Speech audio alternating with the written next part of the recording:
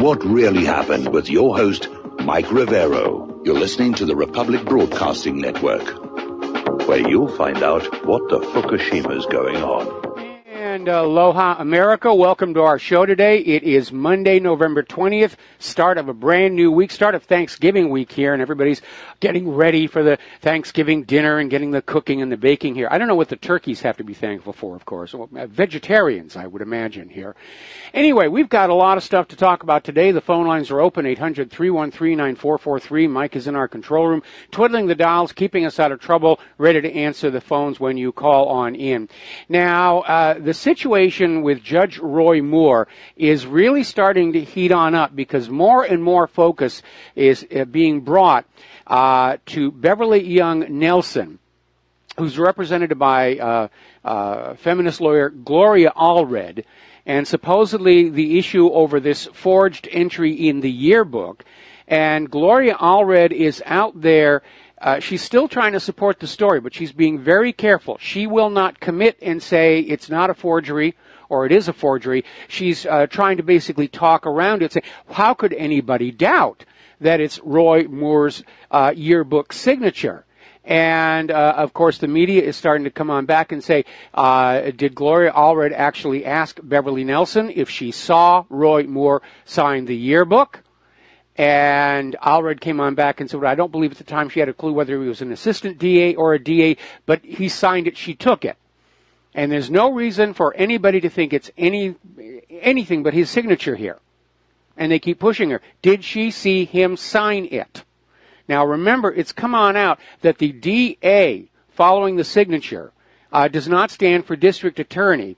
It stands for Judge Moore's assistant when he was sitting on Beverly Young Nelson's divorce case.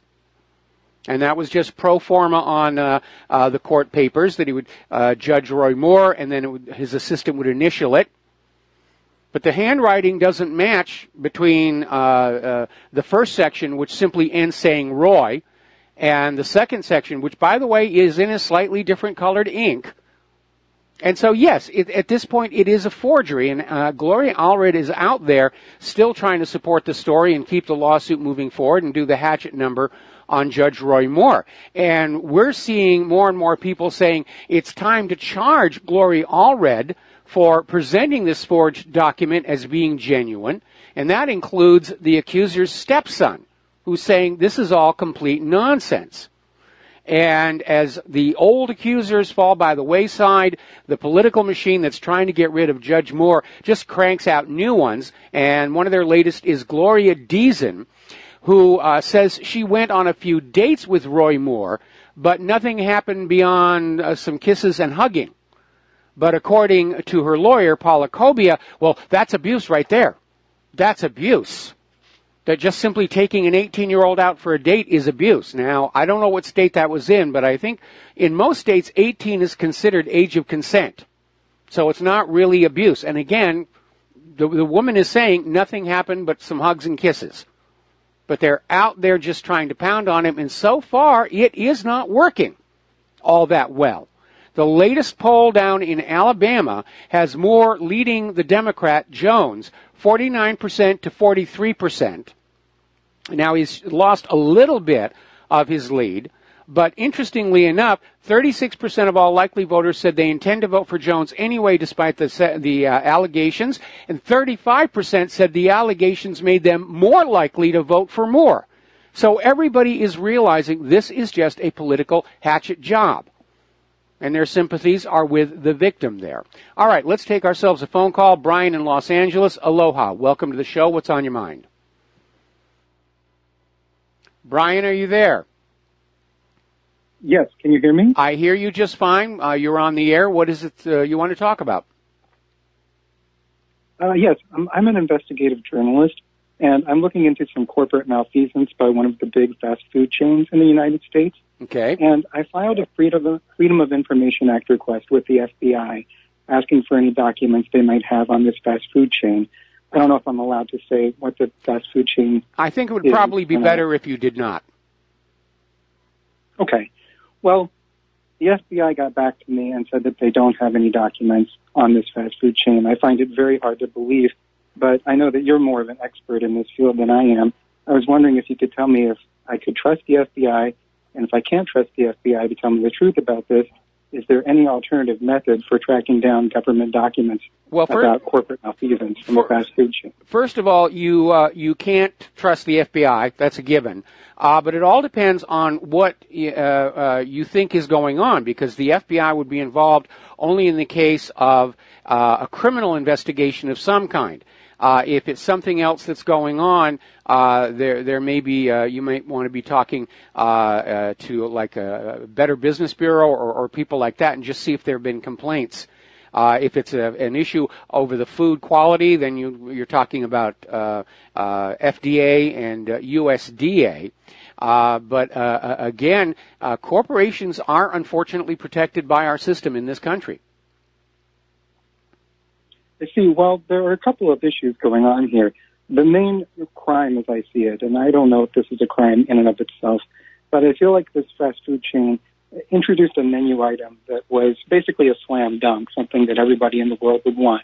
Yes. And it mysteriously disappeared several years ago. I believe under suspicious circumstances, although I can't prove anything. Although in the course of my research, I did uncover a very suspicious murder in a town, which was the last town where the restaurant. I'm sorry, I'm trying to figure out a way to talk around the name of the company. Okay, well let me cut in here a little bit, because restaurants will add and delete items from the menu based on how well they're doing, and also the supply chain. You've probably heard that over at McDonald's, the McRib is back. Well, they bring it back any time that they have got a source for pork that's cost, effective for them to put into the buns. The same thing with Subway. They brought their Reuben back. And very often the menus are dictated not just by customer preference, but by the ability to acquire the raw materials for the meal at a suitable price. So that they can sell it at a price the customers are comfortable paying and still maintain a profitable markup. So I think what you need to be doing right now, though, is rather than talking to a talk radio host, is that you maybe need to consult with a lawyer or some other form of investigator and put your skulls together on this one, because I really don't have anything more to help in this question, other than to say that, as a matter of fact, the FBI cannot be trusted. But unless it was a criminal investigation, unless it crossed state lines, the FBI would not really be involved anyway. Merely removing an item from a menu is hardly a criminal offense. Anyway, Brian, thanks an awful lot for the phone call. We're going to let you go, get on back here to the news, after we do a shout-out to our on-air affiliates who are just now rejoining the network. Now, this whole thing about sexual allegations against Judge Roy Moore has backflashed, and in tandem with Harvey Weinstein's outing, all of a sudden there's a firestorm of sexual allegations that are going on out there. Some of them are real, some of them are probably just hyped up to garner 15 minutes of fame. We know that somebody claiming to be from the Washington Post was literally out there trolling young women in Alabama with robocalls, offering a cash reward for anybody who would come forward and make yet another accusation against Judge Roy Moore. But it's backflashing now, and of course, inevitably, it gets back to Bill Clinton. And now, all of a sudden, 4 new alleged victims of Bill Clinton have come forward. And apparently this goes back to a time when the president was working with this billionaire playboy and flying on his private jet nicknamed Air blank one. You can put in the word yourself. But they're all filing lawsuits against the 71-year-old former president. And attorneys are saying that they've notified Clinton. And now all of a sudden we're seeing the Democrats who are trying to salvage their own skins. They're turning on Bill Clinton, and they're saying, yeah, maybe this did happen. Maybe these charges were real. And it's a way of trying to undermine critics who are saying, well, look at all the allegations that Bill Clinton had, and they were all claimed to be false, so shouldn't we assume the same for Judge Roy Moore? So they're trying to say, well, some of the ones for Clinton, yeah, they were real, and so some of the ones for Moore are possibly real as well. Here is the point. This is an organized hatchet job on Judge Roy Moore. And somebody made the decision to fake to modify, to alter that yearbook signature by adding the name Moore after somebody named Roy, and just simply copied on out, the judge's signature, apparently from the divorce documents, which is how the DA got in there. And again, it's a slightly different colored ink. Now, if you know you've got real evidence against somebody, you don't dare engage in any kind of fraud, because when the fraud is uncovered, as it has been in this case, it discredits the whole case. And that's what's happened here. Now, last Friday on Fox News' Ingraham Angle, Bill Clinton accusers Paula Jones and Juanita Broderick are saying they're skeptical about the sincerity of Democrats who've recently come out against Bill Clinton. And Paula Jones said, well, it's a little bit too late. It's been 20 years. And so it's kind of a shallow apology for them to come on out and say, well, yes, maybe these women were, in fact, wronged. Now, right now, the corporate media is they're conditizing us. They're focusing on all the sex allegations. There are new ones about this movie star and this director and this athlete and so forth and so on. And they're doing it because they don't want to talk about the escalating military operations around the world. And they don't want to talk about Russiagate, the Dossier Gate. They don't want to talk about Uranium Gate. They don't want to talk about Primary Gate. So they're going to use these tawdry sex scandals to titillate everybody and keep you paying attention. But we're not going to go that way. So moving on to something that is much more important, the FBI and the Department of Justice have basically stated they were unable to verify any of the allegations made inside that supposed Trump dossier. None of it was verifiable. And apparently, when Fusion GPS came back with the dossier, nobody even made an effort to verify it at the time. They just immediately ran with it. They gave a copy to John McCain, and John McCain was handing it to the FBI to kick off the investigation into Donald Trump. But the entire Donald Trump probe is based on a lie. And that's not the way it's supposed to happen. You're supposed to have verification of these allegations before you go to that FISA court and say, we need warrants. But the FBI and Department of Justice are saying they can't verify any of it. Not a bit of it. It's all a fiction. Now, as you know, this IRS Tea Party scandal is still out there in circulating around. And apparently, former IRS executive Lois Lerner told a federal court last week that members of her family, including young children, face death threats and a real risk of physical harm if her explanation of the Tea Party targeting scandal becomes public. She wants her testimony sealed permanently. She doesn't think you, the American people, are ready to hear just why the IRS was targeting Tea Party groups, conservative groups, denying them their tax-exempt status, asking for additional information that really was not relative to the case. And so Ms. Lerner and Holly Paz, her deputy, are in court saying it's all got to be kept hush-hush. Lois Lerner wants her testimony to be handled like it's a state secret. Now remember, Lois Lerner is the one whose hard drive mysteriously crashed with all the evidence on it, and there was no backup. Oh my goodness, we recycled the backup tapes here, and we just fired the company that was in charge of doing the backups. Golly gee shuckies.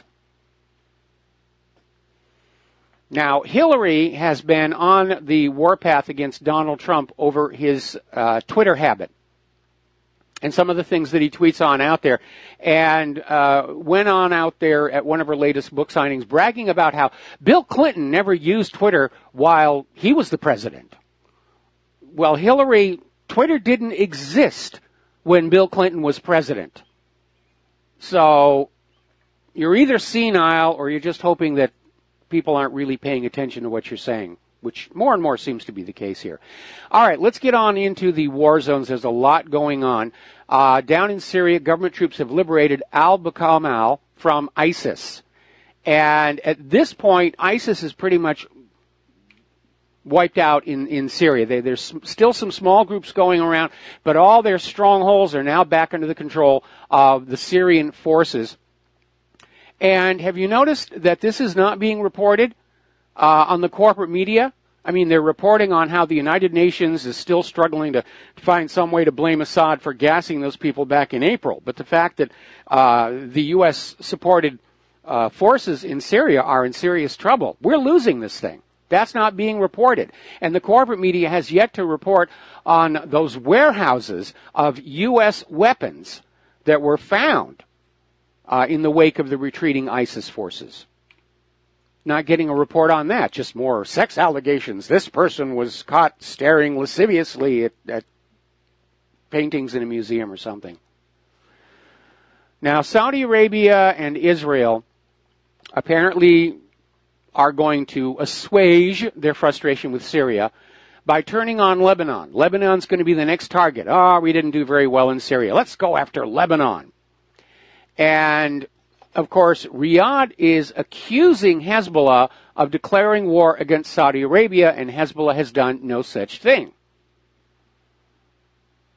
And of course, we had that strange situation where Lebanon Prime Minister Hariri read his resignation letter in Saudi Arabia. Now, Hariri has left Saudi Arabia. He went to France. He's going down to Egypt. Interestingly enough, 2 of his children were kept behind in Saudi Arabia, ostensibly so they can complete their schooling. But it sounds to me like they're actually hostages to make sure that Hariri goes on out and says and does what his masters want him to do. Now, over the weekend, they had this meeting of the Arab League, this emergency meeting that was called by Saudi Arabia. Some of the Arab nations did not bother sending their representatives. And there was quite a bit of conversation back and forth, and it didn't go as smoothly as probably Saudi Arabia would have liked. But in the end, they did get a declaration that Hezbollah is a terrorist group. Now, the Arab League head is on record as saying Lebanon will not be a battleground for clashes between Iran and the Arab states. And he's sort of right. Lebanon is coming into play because Israel wants to invade it again. And the goal here is to somehow be able to disarm or get rid of Hezbollah, because Hezbollah has been protecting Lebanon from Israeli aggressions for many, many years. And so, no surprise, Lebanon is out there saying that it was inappropriate for the Arab League to call Hezbollah a terrorist organization. Now, Hezbollah is now out there saying that they're expecting that there will be a false flag event of some kind, possibly an assassination, that will be blamed on them, or some kind of an explosion in Israel that will be blamed on them. And yes, at this point, that's quite a likely scenario to happen. Israel wants Hezbollah gone because then Israel can invade Lebanon all the way up to the Litani River, which is what they've been lusting for these many years here. Meanwhile, back at the Arab League, one of the people there, the Speaker of the House, Nabih Berri, basically reminded everybody that there are tens of Arab League resolutions confirming Lebanon's right to resist Israel. And you don't really need a resolution. Every sovereign independent nation that is being aggressed against by a foreign nation has a right to resist and defend itself with whatever means are at hand, and that includes Hezbollah. So it's really chaotic over there. It could very easily ignite a regional war. Now, the Arab League is saying they may refer to the United Nations Security Council to counter Iran's alleged meddling. And what have they meddled in? Well, they meddled in Syria. No, they weren't meddling. They were there at the invitation of the Syrian government. So we're coming up here on a commercial break, and when we come on back, more about Syria and Iran and Lebanon, and we also have a caller waiting on the line. So we'll be right back. And aloha, America. Welcome back to our show here. We're going to go to the phones, and we're going to start with Ralph in New York. Aloha, Ralph. Welcome to the show. What's on your mind today? Hey, Mike. How you doing? Doing okay. Mike, we'll ask you a question. I ask you a hypothetical question. What would an economic meltdown would be like in an event of marriage and divorce involving child support, involving alimony, palimony? What would it be like? Do you think there will be attack on men? Well, if that happens, what's your opinion on this? Well, in some cases, the fathers wind up with custody and the child support goes the other way. But, if the parent that's supposed to be paying child support doesn't have money, they don't have money. And I know there are some very draconian things that are done to enforce child support payments. But again, in the event of an economic collapse, and there's no money out here, a lot of things are not going to get paid, whether it's car payments, mortgage payments, alimony payments, child support, so forth and so on. So it will be a domino effect throughout the entire society. Yeah, because there's a movement all over the internet called MGTOW, men going their own way. Are you aware of that? No, I haven't heard about it. Because there's a movement all over the internet because the men going their own way. They don't believe in having relationships no more. They are tired and fed up of the laws based on men. It's not fair. It's not fair the way men are being treated in the courts, involving child support, involving the lies a lot of the feminists do against men. And there's a huge movement on the internet. I was wondering if you're aware about that. No, I wasn't, but I'm aware. Economic meltdown that women with these high, and also with women these high profile jobs, they are doomed and gloom because the entire economy is going to go into automation. A lot of the women have a lot of these automation jobs and careers. Well, I do remember back in the 1990s when I'd gone through my own divorce, my breakup from my first marriage, and to give you an example of the idiocy of the laws, and this was all coming out of the militant feminist movement. Where the men were always to blame, the women were always presumed to be the sane, and it did result in a very weirdly biased system, biased against men. And so I did get involved in the then growing men's rights movement. But to show you just how silly it got, my first wife succeeded in dumping all of her credit card bills on me under the excuse that the mental abuse that I had put her under led to her shopping addiction, or some such nonsense as that. And so it is out of control. This was back in the 1960s during the Gloria Steinem days, right? She's the main culprit that destroyed basically men and created feminism, right? Yeah, I understand that she was linked to the CIA at one point. And again, back in the 60s, they were playing divide and conquer games, men against women, blacks against white, young against old, to keep the American people from uniting in opposition to the war in Vietnam. But I don't know about this current movement, men going their own way, because right now I'm in a very happy marriage. And so I'm not going. I'm not going my own way. Just type in MGTOW. MGTOW is very real. I mean, it's you can blame the Nixon administration and the Johnson administration for creating the welfare system to divide and conquer mostly minority families throughout the United States. Even in that era when they came in the 60s, you cannot have a man in your household. The woman can only live there and the child, and the man has to get thrown out. Well, the one thing that was very obvious again during the militant feminist craze of the 1990s. Was that women were being told not that they had a choice to have a career, but that they should want one. And women who wanted to stay home and be housewives and mothers were denigrated and insulted. And what it resulted in was all these women entering the workforce, which increased tax revenues to the government. These dual parents, were spending so much on child care that it really didn't pencil out for them. But by the time they realized how they'd been trapped, they couldn't go back to the system that they had before. This also, of course, meant that with both parents absent from the child's life, the upbringing of the child fell to corporate media propaganda and what they were getting from the media stars. Anyway, listen, we got to let you go. Got to take another break for commercials. All right, thank you, Mike. We'll be back after these few words. Aloha, America. Welcome back to our show here, and let's go ahead and grab some more phone calls. Mark in Georgia. Aloha, Mark. Welcome to the show. What's on your mind today? I guess you may have read that Charles Manson has finally stopped being a parasite on the taxpayer's expense. Yes. Because he's now deceased. You know who put him in jail? Oh, Vincent. Pugliosi. Yeah. You know that, this is something I've been thinking about calling into various neocon radio shows and seeing if I can get the name Vince Bugliosi out there. And then they say, yeah, well, Vince, he gathered information about this unprosecuted, mass murder many, many times worse than Charles Manson. And go, yeah, really? Yeah, go onto YouTube and put in Vince Bugliosi. And they go, oh, yeah, we got to check this out. And then they find out that the mass murderer is George W. Bush, the grandson of the man who continued to fund Hitler even after America and Germany were at war. Well, the reason the Charles Manson case attracted the public's attention was, first of all, the murder of actress Sharon Tate, who was very famous at the time, and she was pregnant when she was killed. That was very shocking.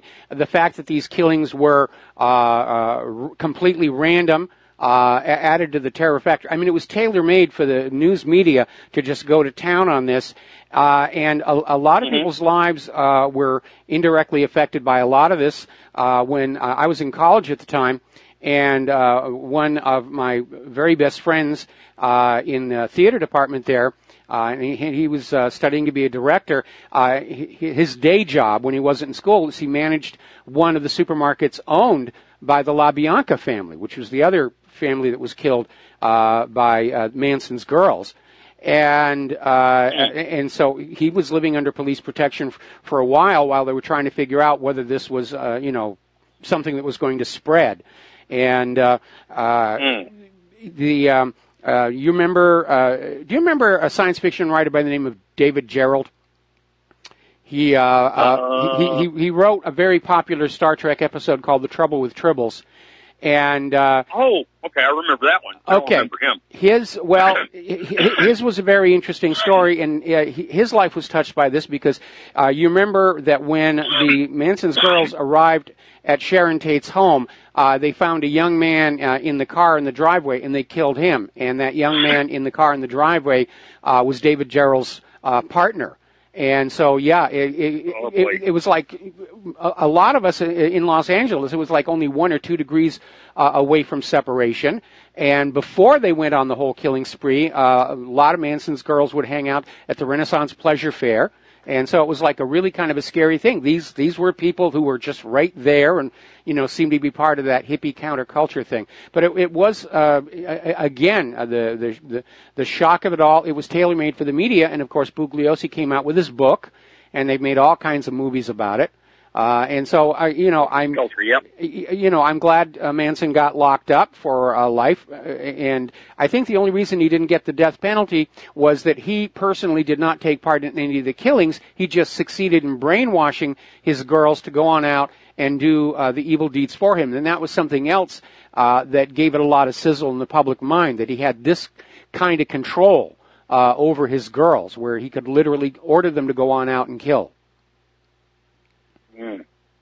But do you see the viability of calling into talk shows that normally don't want to deal with anything that shows that their side of the left-right paradigm is just as, it's like, look, I'm not giving Hillary a pass. Why are you people giving your own a pass?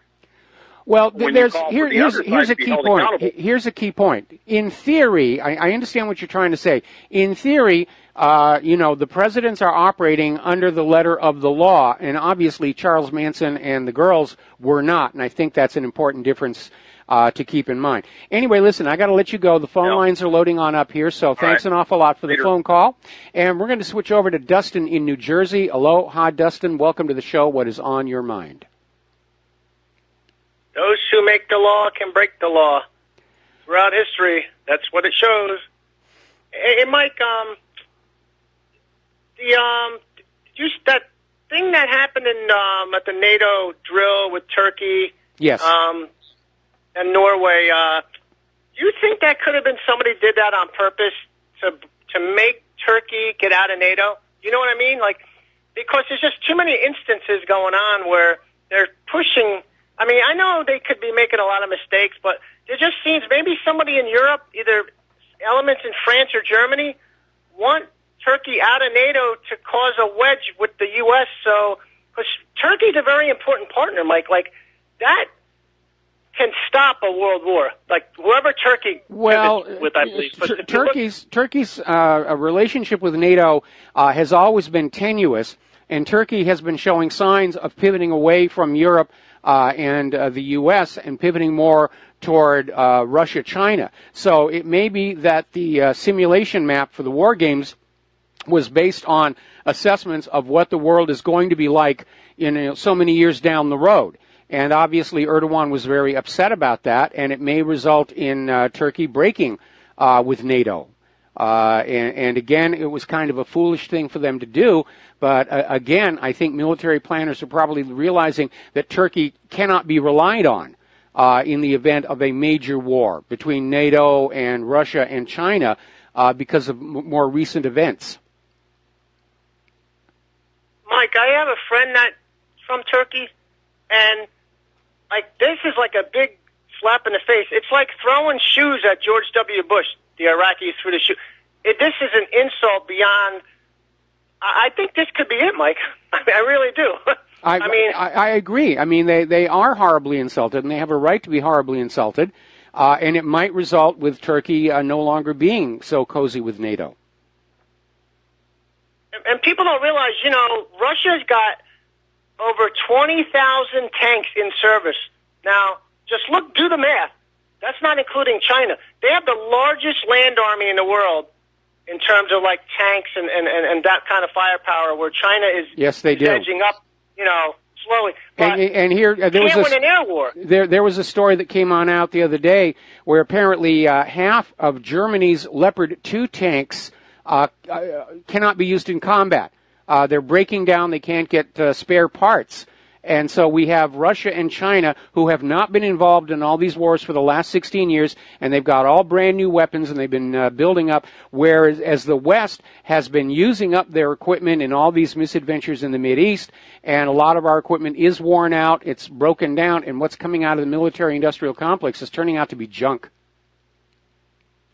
Yeah, we can win an air war, right? Maybe not. We did in Vietnam. Right? And there's no way we can win a ground war against Russia and China, Turkey, Iran, North Korea. North Korea, the one who's a state sponsor of terrorism now. Yes. All those people who voted for Bush still think. Trump thinks Trump's doing a good job now. He just keeps. Mike, I don't know. I just gave up with Trump. I think it's finished. Yeah, with him. I'm afraid we did not get the Donald Trump we thought we were voting for. And, the two issues for me are, of course, the continuation of the war agenda and the fact that Hillary Clinton and her people are still walking around scot-free. And everybody's always trying to drop hints. It's going to happen. It's going to happen. No, don't bother me with predictions. When they slap on the handcuffs, then I'm going to pay attention, okay? Anyway, Dustin. Fool me once, fool me twice. Yeah. Okay. All right, Dustin, we're going to let you go here. We're going to switch over to Bill in Iowa. Aloha, Bill. Welcome to the show. What's on your mind? Hi. On the head, but mostly we all vetoed any law against it, and the scatter bombs, And we can't get any press on Vietnam. They have time pictures and World War II and World War I. Okay, no. Bill, I need you to put your mouth closer to the mouthpiece. We got a really bad phone connection, and I'm having a hard time understanding you. Probably talking too loud. No, actually you sound better now. What you just did is working a lot better. We were just getting compression errors. Now, I meant to mention this to Dustin. Message CR52. Welcome to iWireless. Where is that coming from? That's his phone. I don't know what happened. That's his phone. Okay, is he still on the line? I kind of doubt it. Okay. Well, as I meant to mention this to Dustin here, but there was a tremendous difference in terms of the U.S. prevailing in the air war over Vietnam, even though ultimately they lost that war, because you can't win a war just from the air. And that was that North Vietnam was using some very old Russian aircraft, and Russia has certainly caught up in the area of military aviation. And military analysts are saying that right now the U.S. does not really have a significant military advantage over Russia. In fact, Russia, according to the latest State Department assessment of the Russian threat, Russia is the stronger power. Good reason not to start a war with them. But again, the lesson of Vietnam is you can't win a war from the air, because we lost that one. And I think I'm in agreement with those who say we're not going to be able to win a conventional ground war either, which is why I'm very concerned about all this talk from people like Paul Craig Roberts, who are saying that there is talk in Washington, D.C. of just hauling on off and having a nuclear attack against the capital cities of everybody who's on our does not get a Christmas card list. So that's a scary thing. Okay, we're going to switch on over to Mark in North Carolina. Aloha, Mark. Welcome to the show. What's on your mind? How you doing there, Mike? Mike, I just want to say that we were talking about Manson before, and I was listening earlier to InfoWars, and Alex Jones was saying that, you know, MK Ultra, and he was part of that. He was part of the CIA. That's where he got the acid that he was distributing to his flock. I don't know if that's really true or not. However, I will say this: nobody's really talking about this. Lynn Squeaky Fromm, yes, who was a member of the Manson family, a few years later came as close as anybody to assassinating President Ford. As a matter of fact, she had a semi-automatic. She had it right in the gut, and if she'd known how to take the safety off, we would have had Ford would have been dead. And there was another attempt by on Ford a little bit later. Also, Sarah Jane Moore, who yes, and I'm not sure if he was ex-Marine or active duty Marine, stopped that. Now, the thing is, why I'm bringing that up is it's very interesting if you know who the vice president was at that time. Just as later on, the vice president was Ronald Reagan when the attempted assassination of Reagan happened. Yeah, and you know who the vice president? Yeah, was Bush, and you know, apparently his family was good friends with the Hinckley family, and you know, Bush may have been trying to accelerate his path into the Oval Office, which he got in there originally. Now, getting on back to this idea about Manson and the CIA, I'm saying about Rockefeller, actually the vice president during a Mark. Okay. Yes. First of all, in that period of time in Los Angeles, anybody could find LSD. You didn't need to have to go to the CIA to get it. So that particular line doesn't really hold together. And Manson may have been one of those people who was experimented on as part of MK Ultra. I never really spent a lot of time studying his early life. But we do know that the MK Ultra did dose a lot of people. They're actually the reason LSD became so popular with the hippie culture, is because it didn't really work as a mind-controlled drug. It didn't really work as a truth serum, but boy, was it fun. And that really launched this drug problem, all in the name of national security. And then there was the CIA's Operation Midnight Climax, where they literally ran a bondage place in San Francisco overlooking the bay, where they would bring men on in, and they had these professional dominatrices, and they would dose them with LSD and do all kinds of sex stuff with them to see if they could find a magic combination that would get people to just spill their guts about whatever was inside. And it never really worked, but they ran it for 9 years until finally it was shut down. Anyway, Mark, I'm going to let you go. We got a bunch of stuff that we need to cover in the news here. So getting on back here to the Middle East crisis. Israel's Defense Minister Avigdor Lieberman has basically posted to his Facebook page saying that it's time for the Middle East to form a coalition against Iran. So here you have Israel, which for decades has been the ideological enemy of most of these Arab Muslim states, now calling on them to align with Israel and Saudi Arabia because, by golly, we got to get Iran. Iran's the bad guy. They're the bad guy this time. Last time it was Iraq. This time it's Iran. We got to go get them. And basically, it's more of the same warmongering. I don't know what kind of a response Lieberman is going to get, but at this point it should be obvious to everybody that Riyadh is pushing for war. And it's Iran that has been working on a regional peace process. Iran's foreign minister has said Saudi Arabia accusing Tehran of destabilization can only be described as ironic, as his nation is involved in successful talks on the Syrian peace process, while the Saudis are provoking new regional crises. And that's absolutely true, what's been going on over there. And here we are. Now then, Saudi Arabia is targeting Iran on the claim that Iran was somehow linked to this missile launched from Yemen that came very close to hitting the airport in Riyadh. Now, a UN panel appointed by the United Nations Security Council says they can't find any proof of Saudi Arabia's claim that Iran was responsible for the missile attack. They didn't supply the missile. The missile is a Yemen design and built in Yemen. And so there's absolutely no proof. But at this point, you know, truth is the first casualty of war. They want wars, and they're just going to go on saying lies until they can get people to say, all right, I guess it must be true. I've heard it so many times, which is definitely a major tactic of propaganda. Just keep repeating the lie over and over and over again until people have heard it from so many sources, they figure it just has to be true. And no, a lie repeated a million times remains a lie. Now, so far, this year, 50,000 children in Yemen have died. Most of them of malnutrition. They're starving to death. Some by the cholera epidemic, which may be weaponized.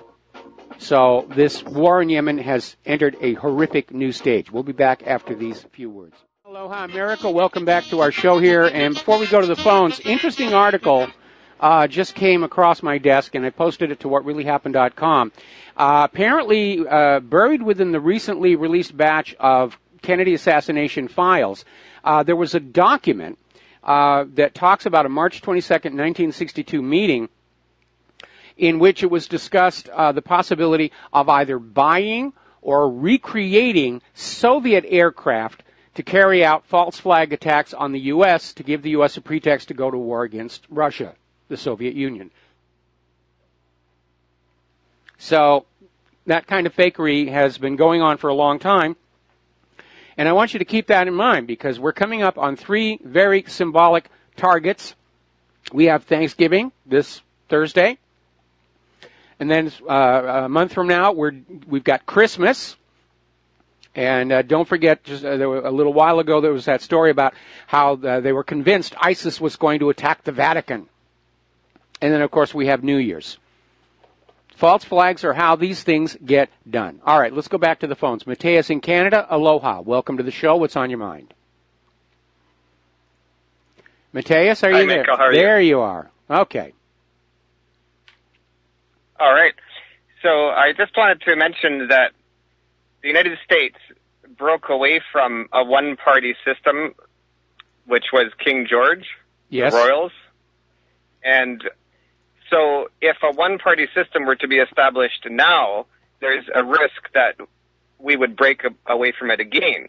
So the system is have this fake two-party system, and then when we get really mad with one side, we break away from it, and then we go over to the Democrats, and we get mad at them and go back to Republicans. Yes. And so my point is that in my opinion, what's happening now with the Republicans sacrificing their own senator here, this is part of keeping the balance of the fake one-party system. And I believe that there is control, like centralized control, more than you do personally. So from my perspective, this is why this is happening, is to maintain this fake two-part.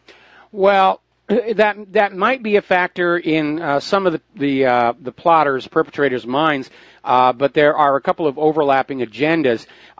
There is, of course, the fact that Mitch McConnell, gave through his support to another candidate in Alabama, and he's probably still very angry that Judge Roy Moore was able to basically, blow past him in the earlier election.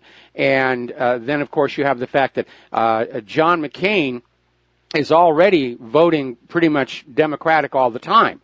And if they can get Jones in there, then the actual makeup of the Senate it won't matter. The elections will still carry for the Democrat liberal agenda, and if they can get a majority in both houses in next year's midterm elections, they are going to move to impeach Donald Trump.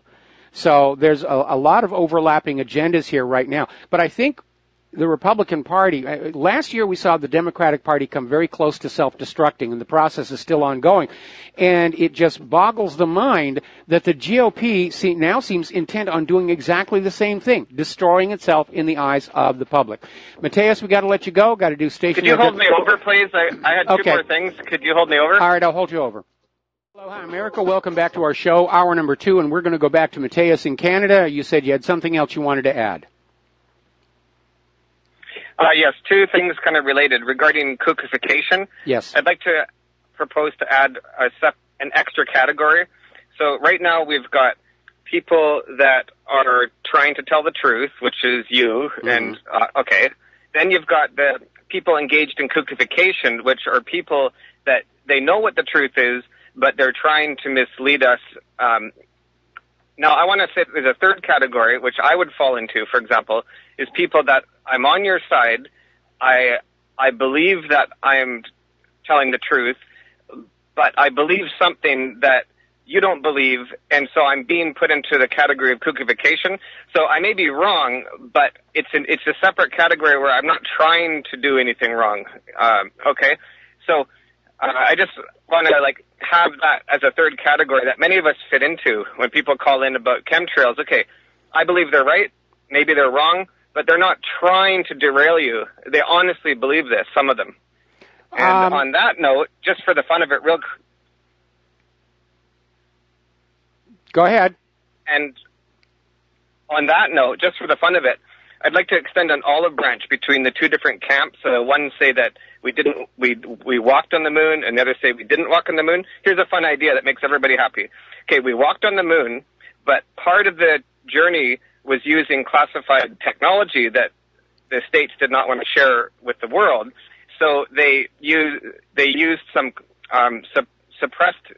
classified technology, but they portrayed themselves as using more conventional technology. Okay, Mateus. So they did have to fake some of the footage. Mateus, I will put you into that third category where you mean well, but it doesn't mean that the information that you have has not been given to you by somebody who's in category number 2.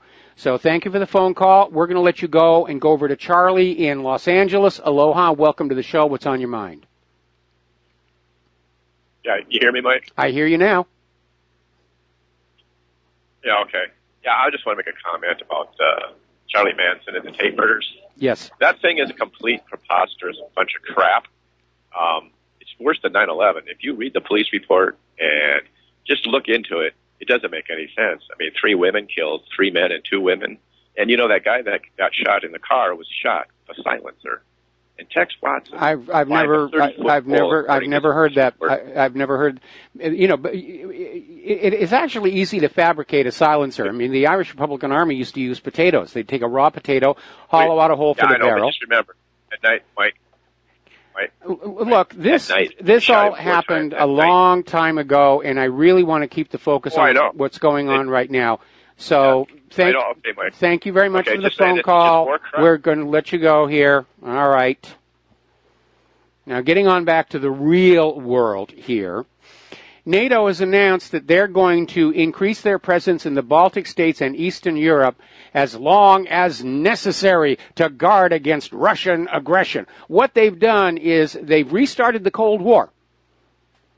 And being old enough to remember the last Cold War, they're going to be just feeding you all this stuff about how deadly the enemy is, and they're coming in to destroy your way of life, and we've got to spend all of our money on weapons to deter them from doing what they're doing. And during the whole Cold War, with the exception of the Cuban Missile Crisis, none of the prognostications ever came true. And obviously with the Cuban Missile Crisis, everybody backed down toward the end there. This is all about government and the Pentagon needing a reason, a justification to take away your tax money and not spend it on you, which a mature, well-functioning republic would be doing. So that's what it is. They wanted the Cold War back. The Cold War went away with the Soviet Union. And we saw all these articles years ago where the defense planners are saying, we need a new Cold War. We need to have a new enemy. Oh, well, we'll have the war on poverty and the war on drugs and the war on global warming and all the rest of it. But none of them had the sizzle of the Cold War against the evil Soviet Union. I even saw an article the other day that's accusing Putin of trying to bring back the Soviet Union. And they're really out there trying to sell this idea that we have to be so afraid of the Russians that we will send our children into white-hot flaming death wherever directed, and that we just sacrifice all of our own personal wealth and products of our labor so that the defense contractors can make more of these F-35s that don't really work, the Zumwalt stealth destroyer, which doesn't really go anywhere. And I'll give you another example of just how foolish Western military spending is. The French have built this frigate, Lafayette, and it is a stealth frigate, incorporates the latest in stealth technology, and they basically sailed it on into the Black Sea, and the Russians called up and said, you do know we can see this thing, right? So it turns out it's not really all that stealthy. But I'll bet it cost a huge amount of money. We're going to do a shout-out now to our on-air affiliates who are just now rejoining the network. Here is something about stealth technology. All stealth technology is designed to deal with radars within a specific frequency range in order to basically have the radio waves fly off in a different direction. And it's been discovered that some of the older, lower frequency radars have no problem at all picking up like the F-22. And stealth technology is always designed to deflect and conceal itself from a radar where the radar emitter and the radar detector are the same antenna. But if they're separated, if you're having one antenna sending out the radar signals and another antenna listening for the echoes, they'll pick up the stealth. It's overhyped. It's not as good. Remember when they went into Iraq and they featured the stealth fighters to go on in and basically laser designate for standoff-launched munitions. And they said, oh, the stealth works. Then, of course, they sent one in to Kosovo without any of the other supporting aircraft, and it got shot down. So here we have another indication that Russian technology is way ahead of American technology. And that's a good argument right there for not letting this war go any further. Meanwhile, apparently the head of Russia's lower house defense committee, Vladimir Shamanov, has come on out and said that if the U.S. sends offensive weapons to Kiev, the situation in Ukraine could very easily explode. It's another one of these hot spots out there. Now, apparently Poland people in Poland are blocking the western border where thousands of heavy trucks have accumulated in anticipation of permission to cross from Ukraine. And apparently Poland is not going to allow trucks with goods in because of the politics in Kiev. And by the way, Ukraine now has their own version of Hillary Clinton because apparently Ukraine's First Lady, Marina Poroshenko, is suspected of involvement in money laundering through international humanitarian agencies. Ooh, like the Clinton Charitable Foundation. So apparently this is something that is actually more widespread across the globe, and people need to understand that. Now, as you know, some of the Maidan snipers have gone public. Remember when that whole coup d'etat was taking place in Kiev and there were snipers up there and they were killing people, and it was all blamed on Yanukovych. But these snipers have come on out and said basically they were working for the opposition. They were working for the coup plotters, and their orders were very simple. Fire in all directions, cause as much chaos and outrage as you can. And they killed 80 people. So again, it was a false flag operation. The opposition sent in the snipers, they killed a bunch of people, and they blamed it on Ukraine's elected government.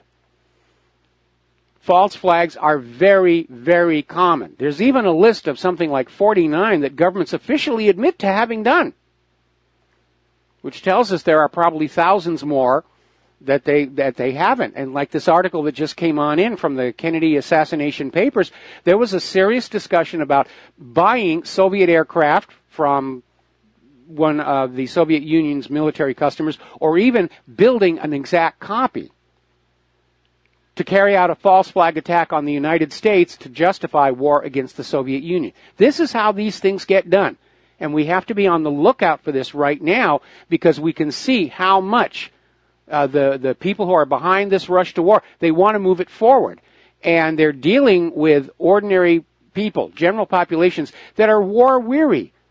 We're all sick and tired of war. We're sick and tired of the costs of the war. We're sick and tired of our young people coming back from these battles in wheelchairs and cheap metal boxes covered with American flags made in China. And the same sentiment is in all these other countries. They're tired of all of this nonsense. They want it to stop. So at this point, I think they're desperate enough to try another false flag. And it's going to be a big one. Crashing airplanes into skyscrapers, passé. Been there, done that, didn't buy the T-shirt. It's going to have to be something so big and so shocking, people won't dare take the chance it's not true. Now, over in Germany, their leader of the Alternative for Germany party is urging Chancellor Merkel to resign as the coalition talks collapse. Yesterday we were reporting on how Angela Merkel had missed her own self-imposed deadline to form a new government following Germany's recent elections. And apparently the other parties that she was talking to have literally walked on out of the room. They can't come to an agreement on the migration issue because Merkel still wants the open borders, and everybody else says it's time to control the borders and get all this crime and sexual assault and infectious diseases under control. So now that Angela Merkel's fourth term as chancellor is in doubt, it's actually had an effect on the euro. And it's headed down. And there may be a call for snap elections. And I don't think Merkel's going to do as well in the next one as she did in the last one. And she didn't do well in those at all. Now, as one of the callers mentioned earlier in the show, Donald Trump has declared North Korea a state sponsor of terrorism. Oh, do you have an example of terrorism they sponsored? No, we're just going to declare them. North Korea had been on the list of state sponsors of terrorism. Then they were taken off when it looked like North and South Korea were going to get buddy-buddy and reunify. And now that whole reunification project has been sabotaged, yes, Trump is declaring North Korea a state sponsor of terrorism. This allows the U.S. government to take more punitive steps against North Korea. Gives the U.S. government additional powers over defense exports, arms control, financial restrictions, and restrictions of U.S. foreign assistance. And it opens the door for more sanctions. Now, currently, there are 4 countries on the list of state sponsors of terrorism: North Korea, Iran, Sudan, and Syria. And the list is it's a weapon. It's a weapon to justify more abuse hurled at the target country, even though there is no evidence that these countries are actually engaging in state-sponsored terror. I mean, if you really think about it, the U.S. was sending weapons and supplies to both ISIS and Al-Qaeda in Syria. That makes the United States government a state sponsor of terror, given that ISIS and Al-Qaeda are advertised to us as terrorist groups. Now, South Korea claims they've detected a possible engine test at North Korea's missile facility. And it stands to reason they're going to be testing their engines. I remember when I lived in the San Fernando Valley, over at that laboratory that's now heavily contaminated. They used to test rocket engines there. Everybody heard it. Everybody could hear it. All it takes is a sensitive microphone, and you can hear these things. They're very, very loud. But it looks like North Korea may be thinking about another missile test in the very near future. And again, when the U.S. tests missiles, nobody says anything. When Russia tested missiles, nobody said anything. Testing missiles is part of the process of making sure they're going to perform the way you want to perform when they're actually going to be used. But in the case of North Korea, a missile test, oh, that's a dangerous provocation. We can't let them have missiles. Sounds a lot like Iran. Oh, we can't let Iran have missiles. When we invade them, we want it to be easy. We can't whip them in a fair fight, so we got to find some way to take away their weapons first, and then we'll go on in and whoop them. Because the U.S. is really good at beating up on countries who don't have the means to defend themselves. Although, obviously, that didn't work out too well in Syria. Now, we are getting reminders from certain voices that Donald Trump cannot, on his own, declare war on North Korea. Only Congress can. And they're responding to Donald Trump's rhetoric about totally destroying North Korea during his September United Nations speech. And on his recent Asia trip, he flatly stated, the era of strategic patience has ended. And yes, in terms of the foreign interventions agenda, we did not get the Donald Trump we all voted for. And I'm very, very concerned over the fact that our weapons aren't working that well. Trump's strike on that Syrian air base was a good example. 60 cruise missiles launched. One failed coming right out of the tube. Of the remaining 59, most of them missed the air base entirely, and those that hit the air base did not hit anything important. Contrast that with the long-range cruise missiles Russia is using against the ISIS bases in Syria. They're all hitting their targets. We are very foolish as a nation to move forward on a war agenda knowing the problems that exist with our weapons, knowing the problems that exist within the rank-and-file military. Remember that story about 60 admirals, 6-0, caught up in this corruption probe, the Fat Leonard corruption scandal. Now, apparently an Israeli tank has fired a warning shot towards Syria for a second time in 2 days. And basically, Israel's claim is that Syria is violating the 1974 ceasefire by strengthening a military post in the demilitarized zone between Syria and Israel. Well, Israel's never been all that good about keeping their promises on various agreements, so they're hardly one to talk. They're trying to provoke Syria into firing back, and then the war will be on. Now, apparently, Israel has released declassified documents from the 6-Day War and reveals that the plan to literally starve Gaza and to displace the Palestinians goes all the way back to 1967. Everything that's been going on in Palestine and the West Bank is deliberate and it is intentional. It's not a response to terror from Gaza or the bottle rockets. It's what Israel wanted. Israel wants Eretz Israel. Israel doesn't want Middle East peace. They want a piece of the Middle East. They want a bigger piece of the Middle East. Now, interestingly enough, Israeli Energy Minister Yuval Steinitz has admitted that Tel Aviv has had covert contacts with Saudi Arabia for quite some time. I wonder if it goes all the way back to 9/11. Meanwhile, apparently, Soviet Prime Minister Benjamin Netanyahu did have an interrogation with the police that lasted for hours. And Netanyahu is suspected of taking expensive gifts from representatives of the business community.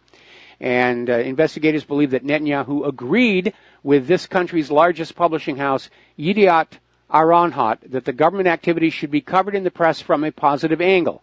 In response, Netanyahu promised to pass a law limiting the powers of the main competitor to that newspaper. And they're saying that these charges may be sufficient enough to force him to resign. I doubt it. It's going to take a crowbar to get Netanyahu out of that office. There'll be claw marks in the desktop and on the door frame going on out. Now, the U.S. State Department has announced that the Palestinian diplomatic mission in Washington, D.C. must shut down, saying that the Palestinians violated U.S. law by calling on the International Criminal Court to prosecute Israel authorities for war crimes committed in Palestine. So once again, you have the U.S. out there protecting Israel. We'll be right back. And aloha, America. Welcome back to our show. Now, have you ever noticed that people who are in high government positions, when they're in those positions, they will go along with the agenda.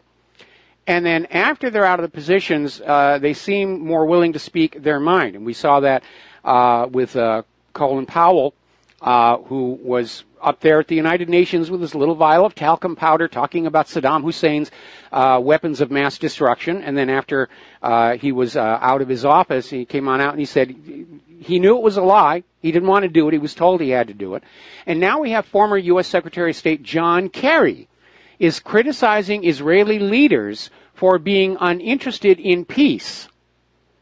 And he went so far as to praise Palestinians for their commitment to nonviolence.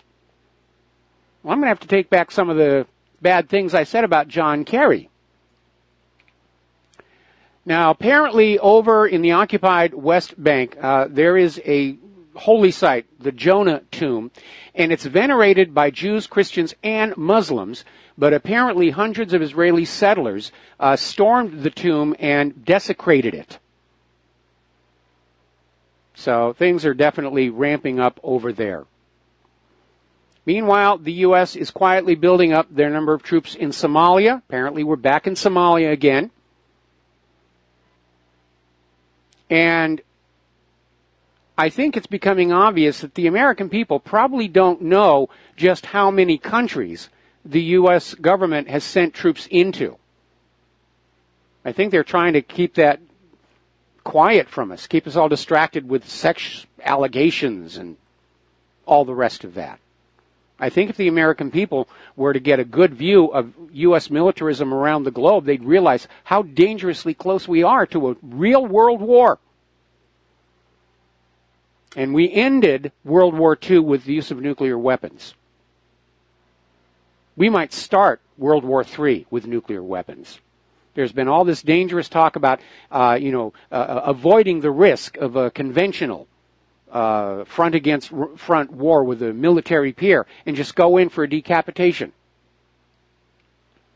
All right, let's talk about the economic news here now. Fans of Bitcoin are now admitting it's never going to work as a universal payment system, and now they're touting the idea of digital gold to acquire Bitcoins and hang on to them, which at the moment seems to be a good idea because Bitcoin is going up and going up and going up and going up. But I got to tell you, I'm getting a real strong smell of tulips with this, and it feels to me like it's a classic pump and dump. And I would be there's no such thing as a get-rich-quick scheme, except somebody else is getting rich. Now, here's an article, and you have to wonder what these people are thinking about. This is over at adn.com, and they're talking about the growing problem where people who are unable to pay their student loan bills are being subject to measures which basically mean they can no longer work.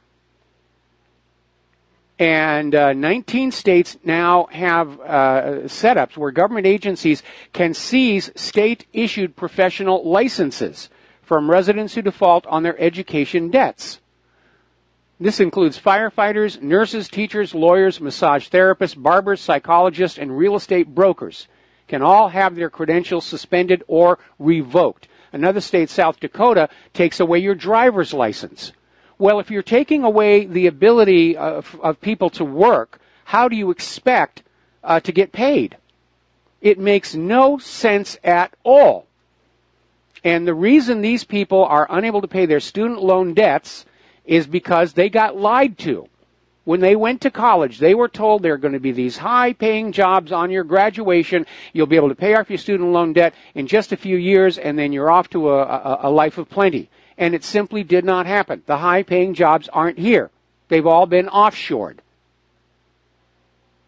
We're in a situation right now where young people are probably better off not going to college unless they have a career track already laid out. Certainly you don't want to go to college and get an art history major degree, and become a liberal snowflake. You're going to have to pay for that forever. All right, we'll be right back after these few words. Aloha, America. Welcome back to our show. We've got an update from Alabama. Apparently, poll numbers coming in from last night. Roy Moore has now built a 15-point lead over his Democratic rival. So this whole accusation, sexual harassment, everything, it's all falling apart. The problem is they did it too much. They should have just gone with a few and just worked on that. But with the revelation that the yearbook inscription was clearly forged, and then they're constantly trying to find more and more people to throw at Roy Moore as the earlier accusers were discredited, made it very obvious what was going on. So, good for Moore and good for the people of Alabama here. All right, we're going to take a phone call. Kathleen in Paris, aloha. Welcome to the show. What's on your mind? All right, we're going to take... Hello, Michael. Yes. I was calling to talk about Hillary Clinton and Bill. They had an interview. It was some celebration of Bill Clinton being elected 25 years ago. Yes.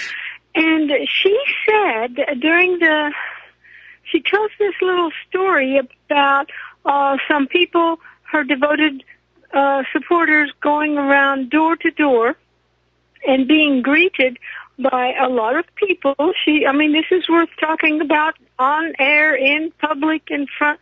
She said that a lot of people were saying that they couldn't support her because she kills people. Yes. And they couldn't support her because she's involved in pedophilia. And I just want to know what you think about her talking like this in public, on the air, an interview. I think it was on Fox. And isn't that turning some page? It's like the thou dost protest too much, lady. It's something like guilt. Well, no, she's trying to play the victim card again.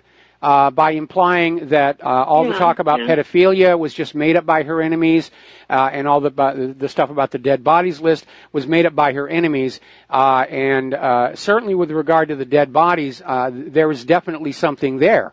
I found evidence of cover-up in the death of Vince Foster. And if there's evidence of a cover-up, then something is being covered up. If Foster were really a suicide, you wouldn't have the FBI going on out and trying to fraudulently manufacture the testimony of the widow regarding the gun that was found with the body. It would have to be Foster's gun if it was a real suicide. So when you find evidence of a cover-up, obviously something is being covered up.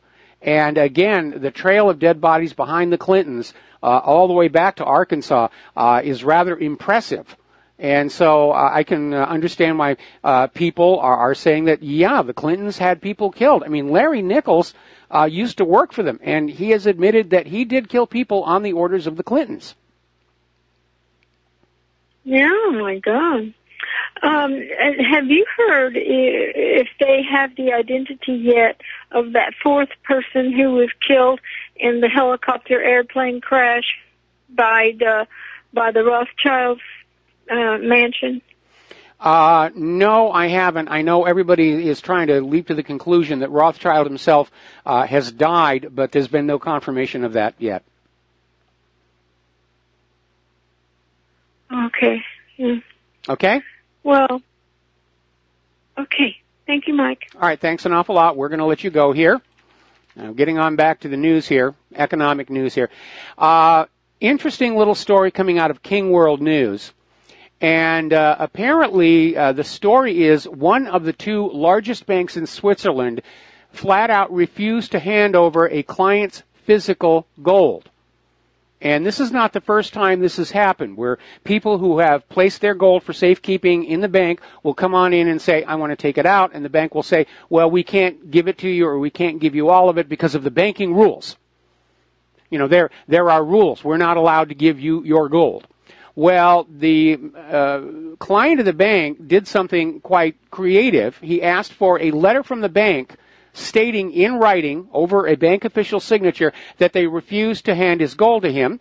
And then he said he was going to take that letter to the police. And the bank then agreed that he had every right to take his gold out of the bank. Very generous of the bank to basically allow the client to take their assets out. But the banks want to hang on to it. They want to hang on to the money. They want to hang on to the gold. They've got all these restrictions where the bank is now exercising control over your financial affairs. And that's not what banks are supposed to do. And an even more alarming indicator along this comes out of Zero Hedge, where European Central Bank is proposing an end to deposit protection. And the idea is they issued a statement, covered deposits and claims under investor compensation schemes should be replaced by limited discretionary exemptions to be granted by the competent authority in order to retain a degree of flexibility.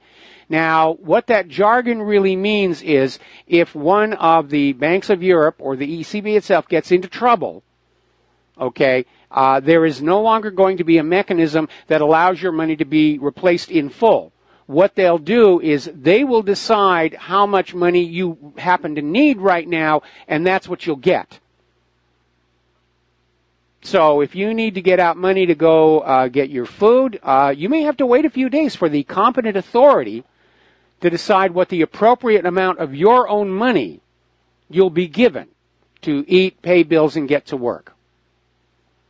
So that seems to be the next stage of the private central banks, is for them to be controlling your financial affairs for you.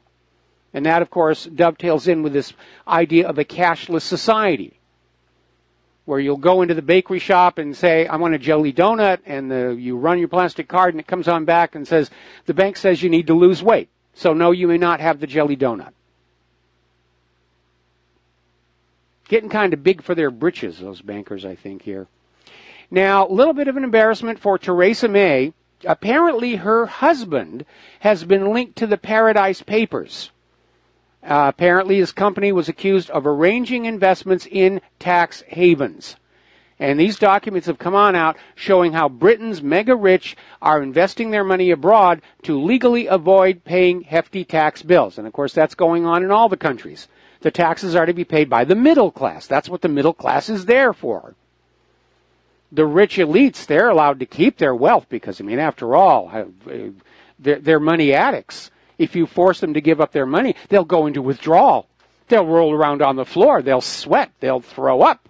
We can't have that happening to these highly placed individuals. It would be humiliating and embarrassing. Over in France, the French courier Chronopost has announced it will no longer deliver any packages to the heavily migrant-populated Seine-Saint-Denis suburb or on the outskirts of Paris because the area is too dangerous. It's a no-go zone. Over in Sweden, their cost of the open borders policy is starting to really ramp up. Apparently, sex offenses have hit a record high following the migrant influx. Crime in all categories has hit an all-time high following the migrant influx. Meanwhile, up in Brussels, Muslims are rioting, and basically they flooded the streets. Apparently, after Morocco qualified for the World Cup, stores looted, windows broken. Apparently, a Christmas market was attacked, and fires were being set. Meanwhile, down in Germany, in the Bavaria region, which is a very lovely part of Germany, apparently 200 churches have been damaged and Christian symbols destroyed. Now, one of the things you will see in Bavaria is there are crosses on many of the tops of hills. Now, they're not going to interfere with aviation or anything like that. They're just up there. Usually the local community has put them up there. These are being destroyed. They're being cut down or set on fire. So now we have jihad in Bavaria. Here in the United States, there's been a little bit of an upset. Apparently, a border agent has been killed by illegal immigrants, and they killed him by literally crushing his head with rocks. This has provoked a lot of outrage and a demand to accelerate the timetable on Trump's border wall. Now, we've talked about this before. Remember Obama's unaccompanied minors program where children without parents were allowed into the country, and they were part of the Dreamers, the DACA Act, and so forth. And people kept saying, they don't look like children. They look like adults.